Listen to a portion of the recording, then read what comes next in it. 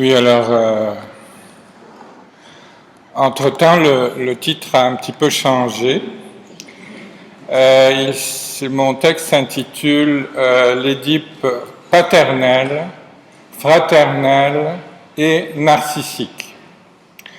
Et il y a également un sous-titre qui est le suivant: l'histoire psychique de l'Égypte, du roi Farouk à la révolution du 30 juin 2013, donc il n'y a pas très longtemps. L'Édipe a 3 temps. Le mythe d'Édipe comporte plusieurs étapes qui se résument essentiellement à 3. La première, la plus connue, lorsque Édipe tue son père, roi de Thèbes, et épouse sa mère. Cette première partie a un caractère paternel évident. C'est du meurtre du père qu'il s'agit. Il convient donc de l'appeler l'Édipe paternel. Dans une deuxième partie, la mère et le fils jouissent en toute naïveté de leur situation exceptionnelle. Le père est mort. Leur jouissance n'a donc plus de contraintes.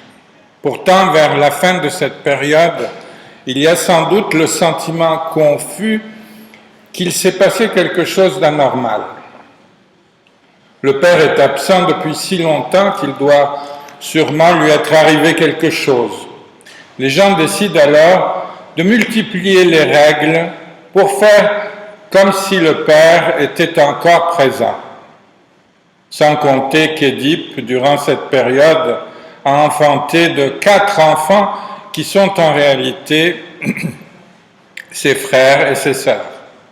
Un sentiment de fraternité commence à prévaloir qui se confond avec le vague sentiment que le père pourrait avoir définitivement disparu. J'ai nommé ce moment l'Édipe fraternel.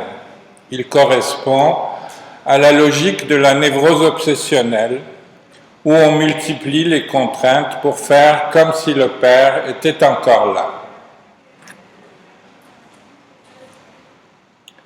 Cette période aurait duré très longtemps. N'était-ce de l'épidémie de peste qui a frappé la ville de Thèbes? C'est ainsi que commence la 3e étape de l'Édipe. Tout le monde s'interroge sur les causes de cette punition infligée par le sort. Quelqu'un aurait-il commis un crime si abominable que toute la ville en subirait la vindicte divine? C'est là qu'intervient le devin Tirésias qui révèle le pot rose. La révélation du secret va modifier totalement d'abord les rapports entre Édipe et sa mère, ensuite les rapports à l'intérieur de la cité et enfin les rapports entre la cité et son environnement géographique.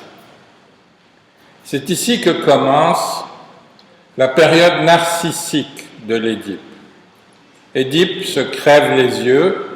Il ne voit plus désormais que lui-même, de l'intérieur. La cité se débarrasse définitivement de son système symbolique qu'elle remplace par un système politique incarné par Créon. La cité, enfin, ferme ses portes et coupe ses liens avec son environnement. Et Théocle et Polynice, qui auraient dû alterner au pouvoir, se font la guerre à mort.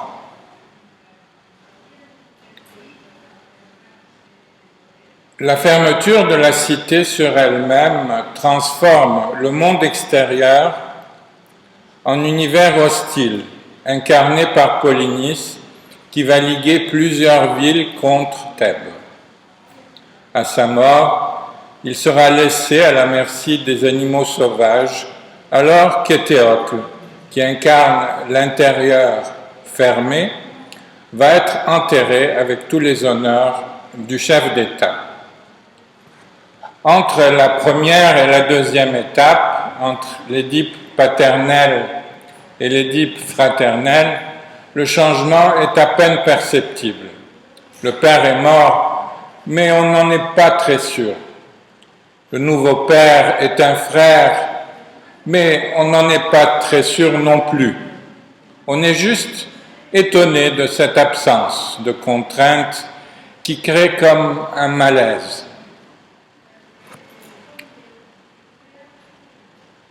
Entre la deuxième et la troisième période, la différence est par contre très massive. Tout ce qui se faisait jusqu'à présent avec naïveté s'est révélé incestueux. Devant cet effroyable scandale, chacun doit se replier sur lui-même et éviter tout contact avec autrui par crainte qu'il ne se révèle incestueux.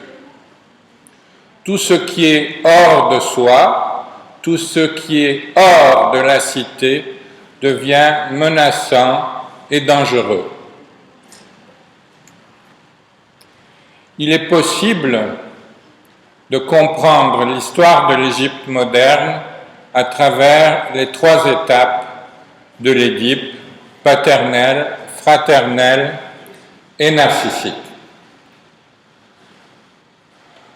La première période, la mort du père, correspond à la chute du roi Farouk et du régime royal, ainsi que la fin de l'occupation anglaise suite à la révolution nassérienne de 1952.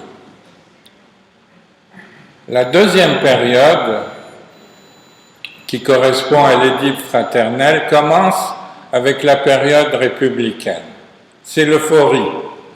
Nasser va épouser la cause arabe et s'approprier sans difficulté d'un certain nombre de choses qui jusque-là paraissaient inaccessibles. Le canal de Suez, le barrage d'Assouan, et va défier en diverses circonstances le colonialisme israélien et occidental. Les Frères musulmans est un mouvement qui est né dans les années 30. Ils vont profiter de l'avènement de Nasser pour se positionner sur l'échiquier politique. Ils vont jouer la carte de la morale en provoquant le fameux incendie du Caire en janvier 1952. Ce sont les lieux publics où on consomme de l'alcool et de l'érotisme sur le modèle occidental qui seront visés par les incendiaires. Les frères musulmans se conçoivent comme des sauveurs. Ils doivent, en appliquant une morale beaucoup plus sévère que la morale traditionnelle musulmane, compenser la faiblesse du père. C'est une logique tout à fait conforme à celle de la névrose obsessionnelle. D'autre part, en se présentant comme frères musulmans, ils prennent acte du fait que des pères, il n'y en aura plus guère. Leur chef est un guide dont la rigueur ne fait que masquer sa faiblesse de frère. Le caractère obsessionnel des frères musulmans est apparu très clairement durant le règne du président Morsi. Toute décision concernant les orientations du pays était immédiatement suivie d'une rétractation. Les décisions qui, en revanche, accroissaient la frérisation du pays étaient maintenues.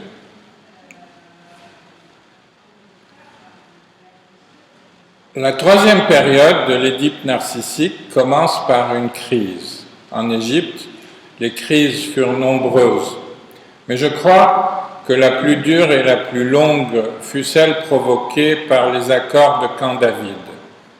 La paix avec Israël a forcé les Égyptiens à contrôler de façon continue et prolongée leur exaspération face aux provocations et à l'arrogance d'Israël. Autrefois, ils pouvaient descendre dans la rue et crier tous leurs sous dans ce qu'on appelait alors la rue arabe, ou alors provoquer des escarmouches avec l'ennemi qui avaient au moins le mérite de décharger la tension. Depuis quand David, ce n'est plus possible. La colère et la haine doivent rester dans l'intimité des alcôves. Mais elle déborde, cette haine.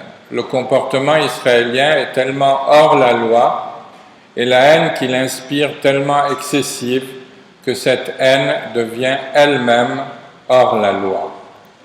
C'est ici que la haine devient incestueuse, parce qu'elle n'a plus de limite déterminée par une autorité.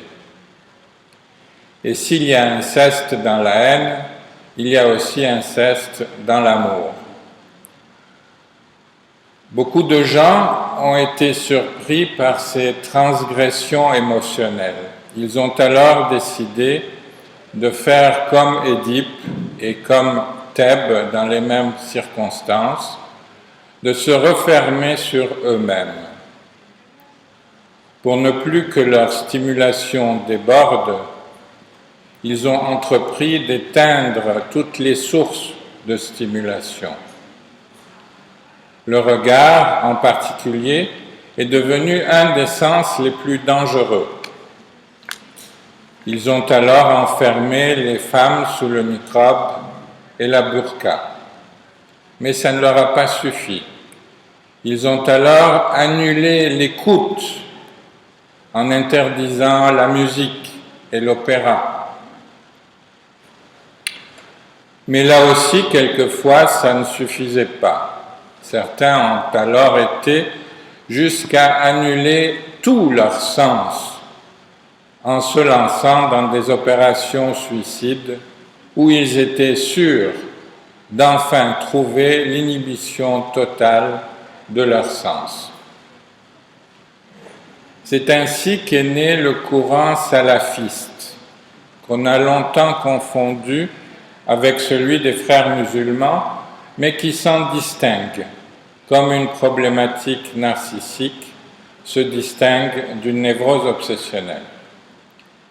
Ici, le père est mort et on le sait, parce qu'il ne peut plus protéger personne des débordements émotionnels. L'appartenance religieuse peine à se soutenir d'une conviction personnelle. Elle devient creuse et superficielle et se suffit de l'apparence de la conviction dans le respect des règles, de règles de plus en plus fantaisistes. Mais c'est alors que s'insinue le doute dans la réalité de cette conviction qui n'est plus qu'une appartenance superficielle.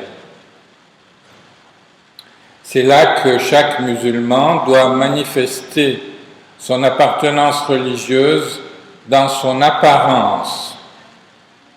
La zébiba sur le front, la barbe sans moustache, le hijab, la burqa deviennent les attributs indispensables d'une religiosité défensive. On doit sans cesse nier le doute et confirmer ses convictions religieuses par des attributs particulièrement évidents.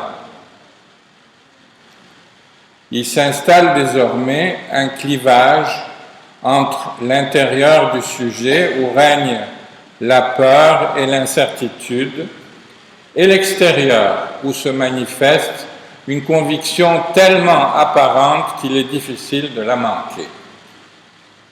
Ce clivage s'installe également sur le plan collectif.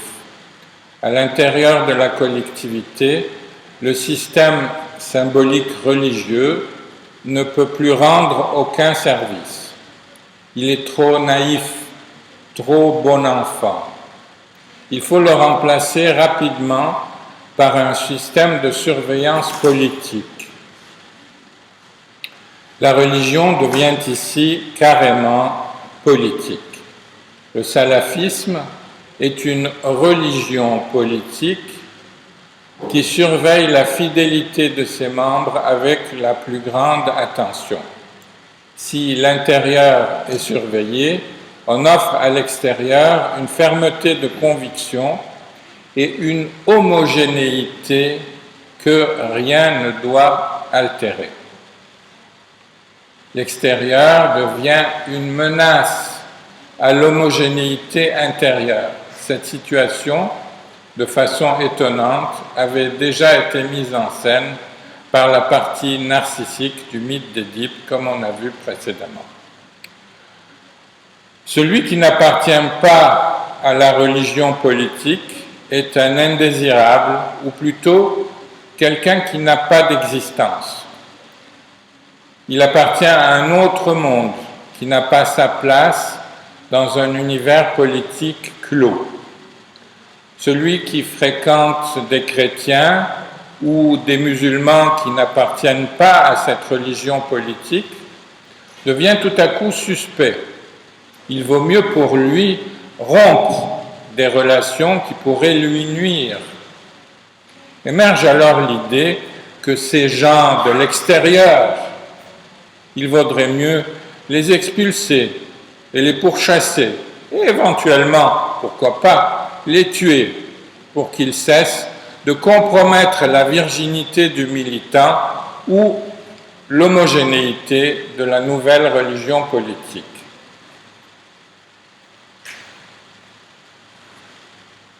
Tous les comportements que je viens de décrire n'ont aucun rapport avec l'islam. On les retrouve en Occident parmi les chrétiens ou bien chez les juifs dans le mouvement sioniste. On les retrouve enfin dans des mouvements nationalistes qui n'ont pas de rapport avec la religion, comme les Khmers rouges. Ce sont des comportements purement psychologiques qui ont du reste été mis en scène dans le mythe d'Édipe dès la plus haute Antiquité. Chaque région du monde cristallise ce comportement sur le mode de sa culture. Nous allons profiter de l'occasion pour comprendre un peu ce qu'il en est du sionisme, qui est le voisin immédiat de l'Égypte et qui a beaucoup contribué à l'évolution de la situation dans ce pays. Israël a 3 temps. Selon l'analyse que je vous ai présentée à Saint-Maurice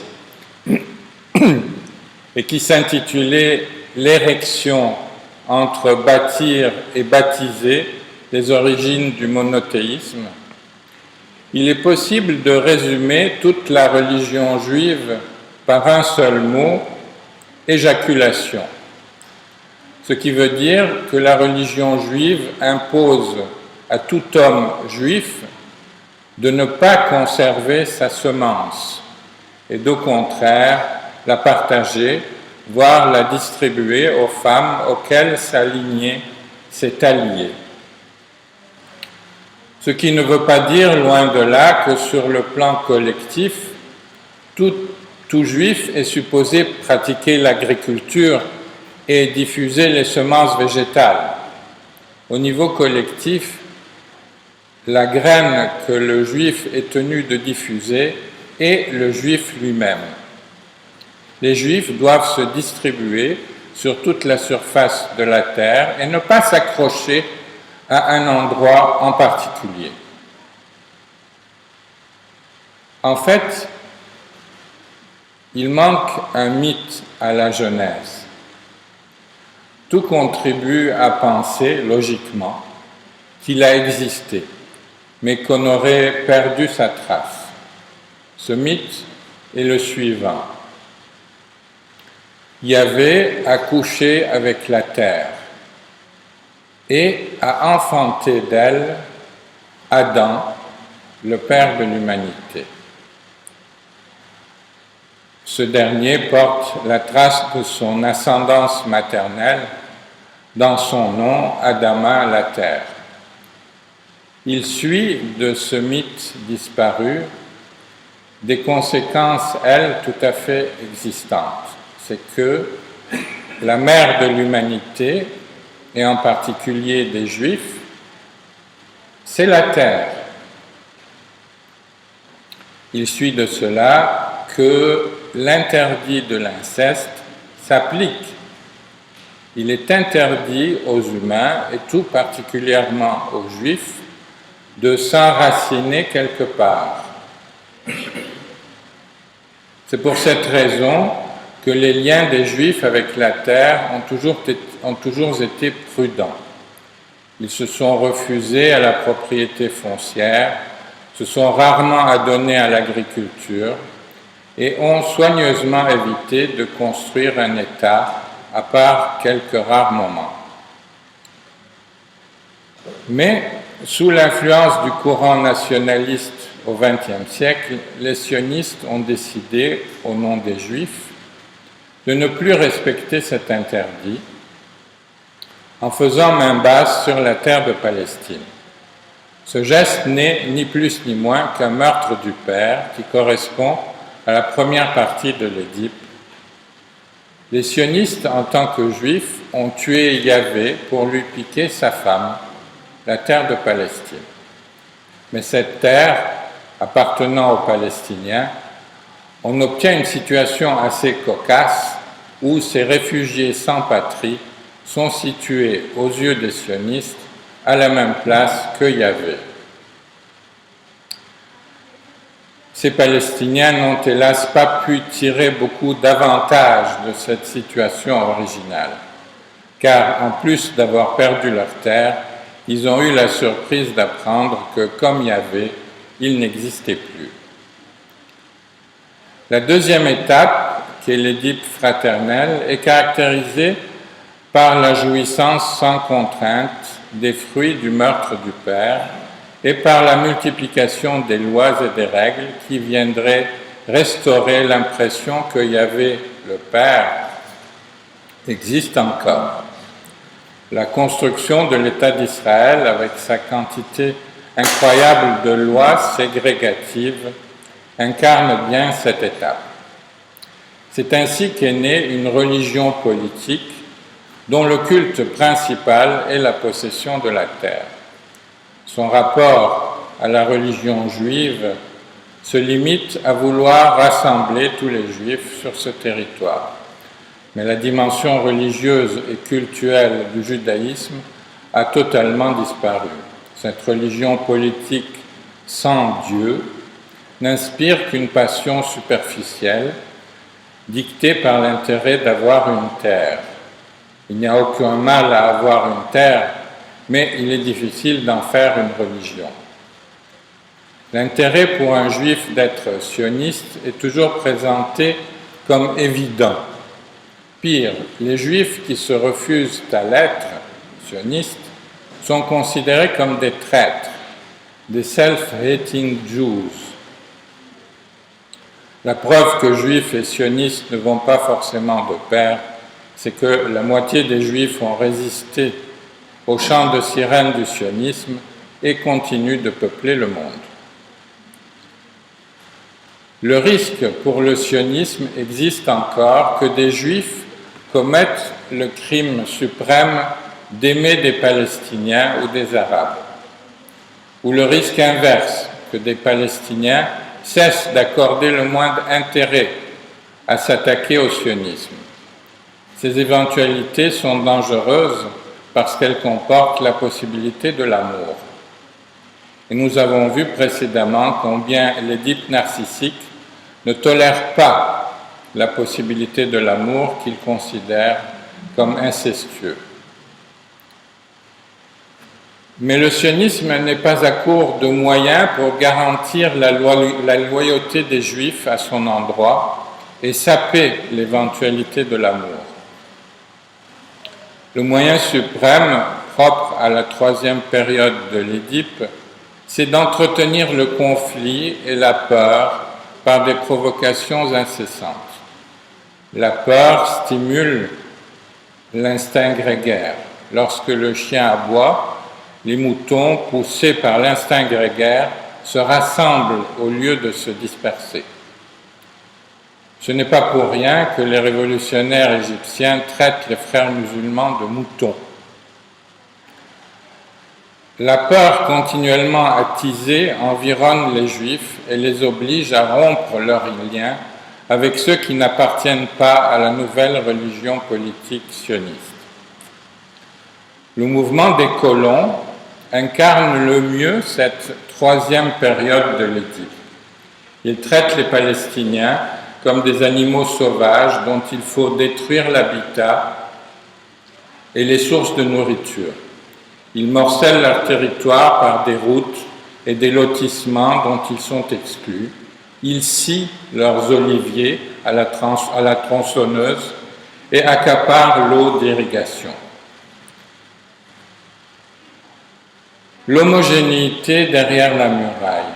Peut-être que ce qui représente le mieux les religions politiques, c'est la muraille. Ou plutôt, la muraille représente-t-elle ces religions à leur moment ultime, lorsque l'Édipe narcissique leur a permis de réaliser l'homogénéité totale à l'intérieur des murs de la cité ou à l'intérieur des murs de l'individu. Cet accomplissement présuppose qu'on ait expulsé ou tué tous ceux qui ne correspondent pas au modèle souhaité.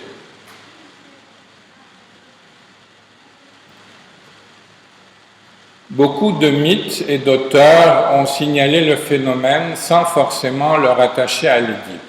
Dans le mythe de la fondation de Rome, la cité se démarque du Latium et du monde lorsque Romulus va tracer le sillon de la muraille, tandis que Rémus va se retrouver enterré au-delà de la muraille.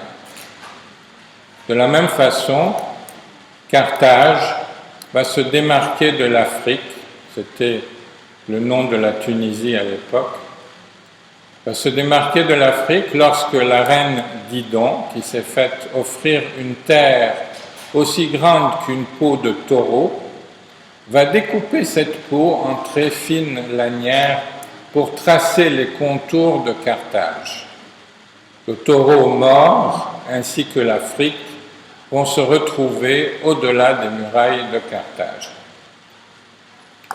Ces mythes, tout en étant dans la même logique de rupture entre la cité et son terreau, insistent sur la gémellité de la muraille, sur l'identité des deux jumeaux.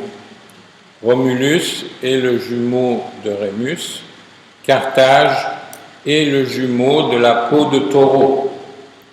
L'identité citadine apparaît au moment où l'Édipe narcissique impose la rupture entre la cité et sa terre de naissance. Sur le plan individuel, l'Édipe narcissique s'applique de la même façon. Freud avait observé l'enfant qui découvre pour la première fois, hors de lui, ses matières fécales. La surface corporelle de la peau est ici à la place de la muraille des mythes précédents, tandis que les matières fécales sont à la place de ce corps gisant sous la muraille dont on ne sait s'il faut l'enterrer ou pas. Lacan a produit un mythe similaire pour comprendre le même phénomène, à la différence près que le jumeau au-delà de la muraille, au lieu d'être rejeté, devient inaccessible. Il s'agit du stade du miroir. Ici, la surface corporelle se différencie de l'image de soi, tout en lui étant bien entendu très semblable. Avec Lacan, la question identitaire produite par l'Édipe narcissique atteint beaucoup plus nettement sa dimension narcissique. On se rappelle que Narcisse avait été condamné à aimer sa propre image, ce qui était pour lui un véritable supplice puisqu'elle lui était à jamais inaccessible contrairement à l'image d'autrui à laquelle il pouvait avoir accès régulièrement.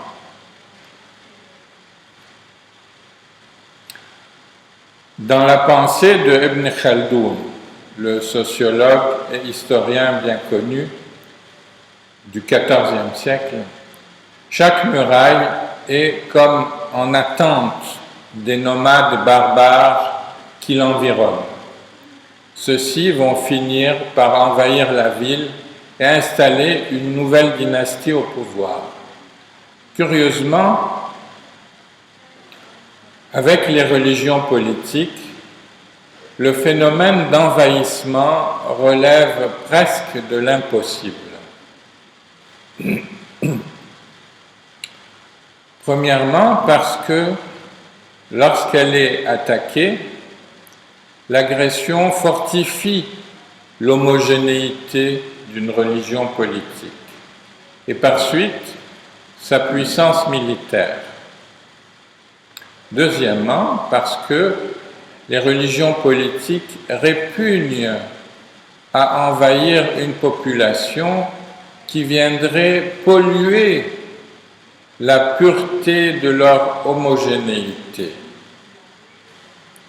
Sauf, bien entendu, si elles considèrent que ce peuple qu'elles vont envahir est inexistant, ou bien s'il n'a pas encore atteint la dimension humaine, comme le cas s'est présenté à plusieurs reprises durant notre glorieux, entre guillemets, XXe siècle.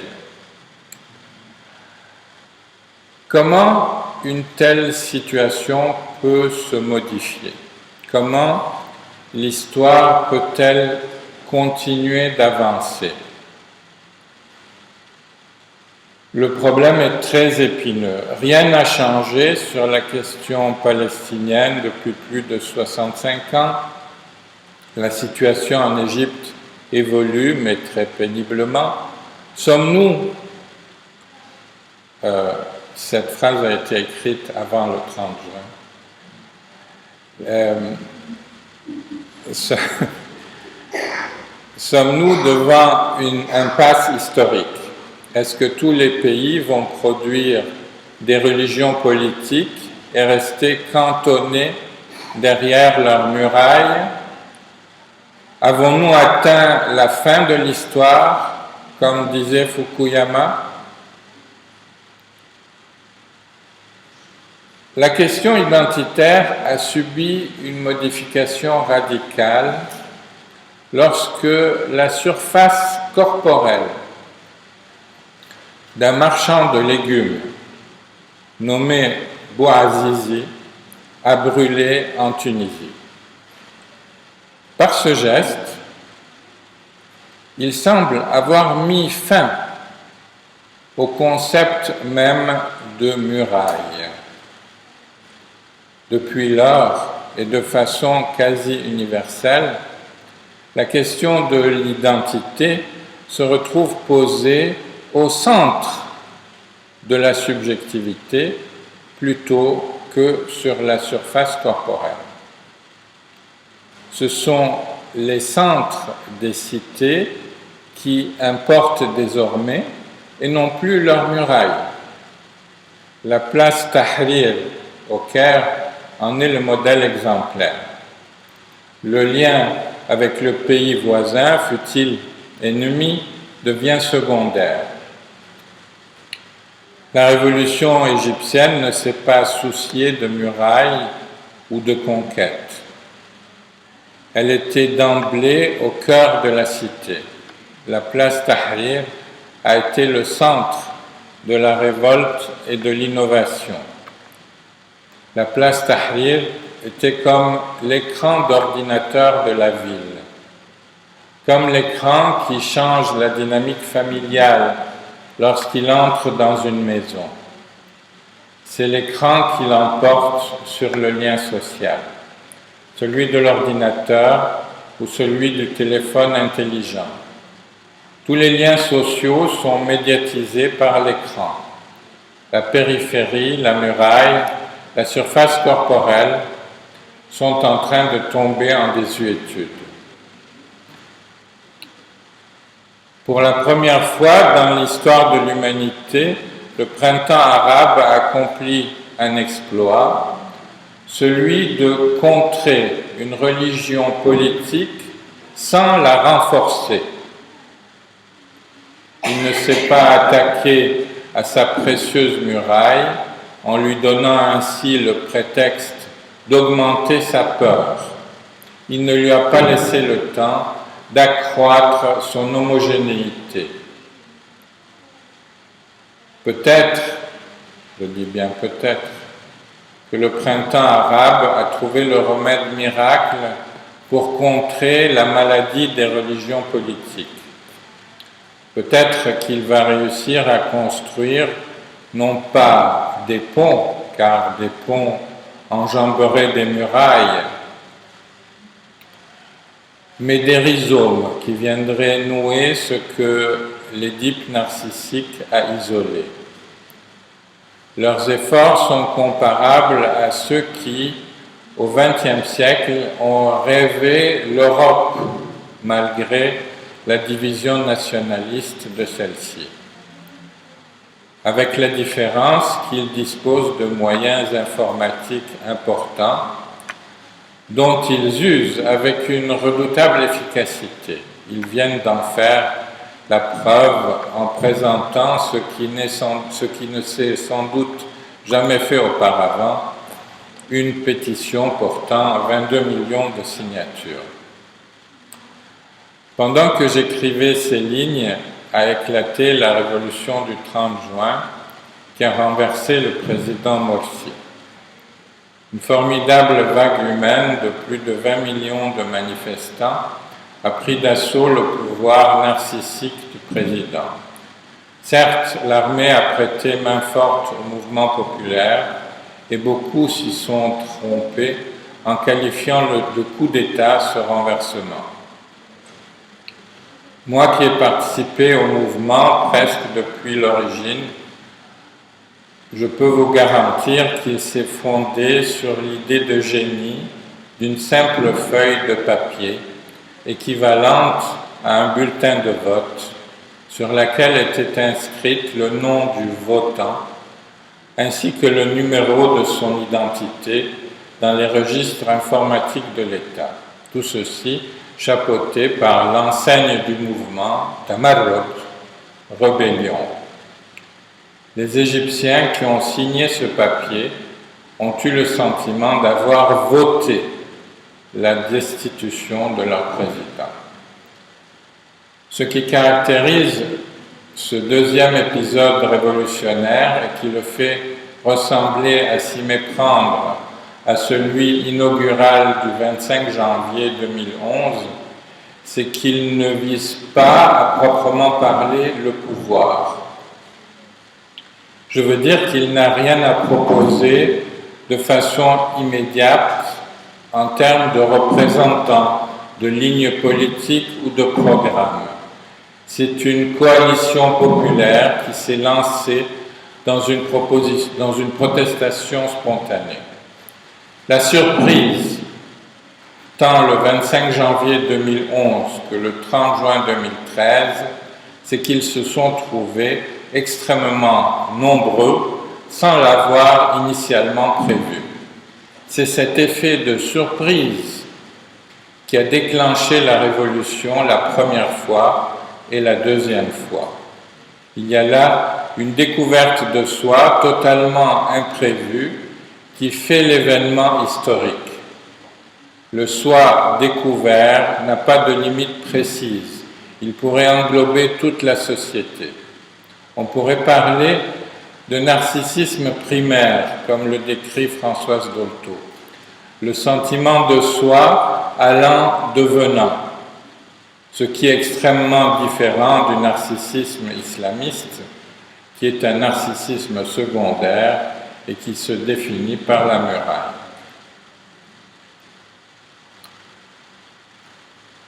Ouverture épistémologique pour conclure.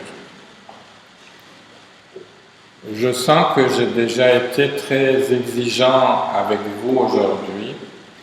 Je vous ai demandé de m'accorder que l'Édipe comportait 3 temps Je n'ai pas détaillé mon analyse, mais par certains côtés, l'histoire parle d'elle-même.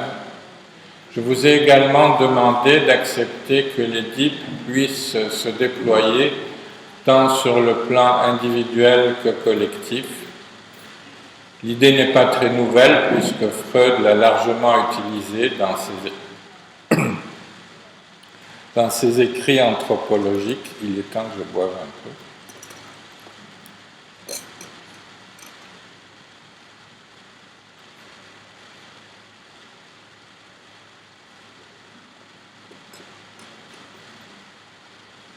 En revanche, les exemples que j'ai utilisés pour illustrer le phénomène étaient particulièrement sensibles. Il n'est jamais facile de parler d'Israël, surtout lorsqu'on ne se cantonne pas dans les loges obséquieux.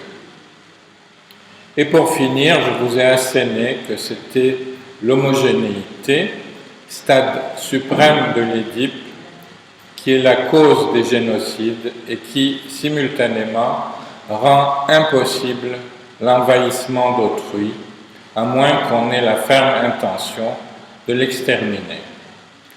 Il y aurait beaucoup à dire sur cette question de l'homogénéité, mais je vais m'en abstenir et plutôt vous demander un dernier effort pour me suivre dans un lieu que je n'ai pas abordé jusqu'à présent. J'ai décrit dans mon texte un phénomène dans lequel progressivement un sujet comme Édipe, qui est né et a progressivement évolué pour devenir un espace clos sur lui-même et aveugle aux autres. Je vous ai parlé également de la cité de Thèbes qui, de quelques chaumières, est devenue une cité close et cernée de murailles. Nous avons également traversé les deux exemples que sont l'islamisme et le sionisme, dans lesquels une religion, après avoir essaimé partout, se recroqueville sur elle-même et devient un espace clos. Un sujet, une cité, deux religions suivent ainsi, sans s'être concertées, une évolution comparable. Comment comprendre ce parallélisme? Et si ce parallélisme reflétait notre façon de construire notre perception de la réalité? Et si, progressivement, à partir d'un réel diffus, on laissait émerger un phénomène qui se démarquait légèrement de ce qui l'entourait, puis petit à petit prenait des distances de plus en plus nettes par rapport à son environnement et finissait par émerger comme une entité nettement distincte après ce long cheminement. Dans ce cas, le fait que les objets que nous observons dans notre réalité soient distincts de leur environnement serait une véritable construction ayant un caractère tout à fait contingent. L'entité distincte qu'il nous plaît de voir dans la réalité n'est en fait que l'échafaudage ultime de quelque chose qui aurait pu ne pas être. Rien ne dit qu'il faille atteindre ce stade suprême de l'identité à soi de l'objet. Et quand je dis objet, ce n'est pas forcément d'un être vivant qu'il s'agit. Les objets inanimés que nous observons pourraient eux aussi relever de la même dynamique évolutive. J'avais fait le pari de traiter ce thème lors du colloque de 2011 à Montréal, qui s'intitulait « Faire corps ». Mais j'arrête ici mes élucubrations en vous remerciant de m'avoir suivi aussi loin sur ce chemin ardu.